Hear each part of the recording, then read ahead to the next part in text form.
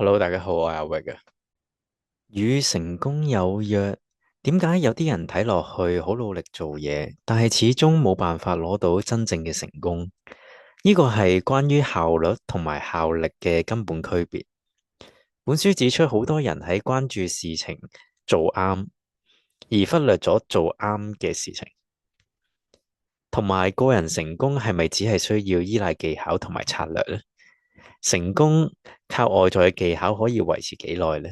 定係需要內在嘅品格去支持？當中7個習慣入邊，由依賴去到獨立，最後達至互相依賴。7個習慣形成咗一個連續嘅效應，強調由內而外嘅修煉過程。真正嘅成功係建立咗一個人嘅品格同埋原則，並唔係單單追求外在嘅技巧或者效能。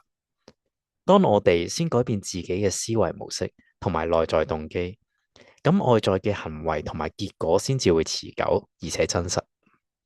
書入邊引述咗伊索嘅寓言，一個農夫發現佢有一隻鵝，每一日會生一粒金蛋。貪婪嘅佢等唔切一日呢一粒，認為鵝嘅肚入邊一定有更加之多嘅金蛋，於是殺咗隻鵝，諗住一次過攞晒所有金蛋出嚟。咁當然，結果就係隻鵝死咗，亦都冇辦法再生金蛋。故事說明咗產出同埋產能嘅平衡原則。金蛋代表咗我哋想要嘅成果，鵝就代表咗產生呢啲成果嘅能力同埋資產。真正嘅效能需要平均咁樣得到想要嘅嘢，同埋維持生產嘅能力。淨係追求短期嘅成果，而忽略咗維持或者增強能力呢一方面嘅話，最後會損失咗長遠嘅成功。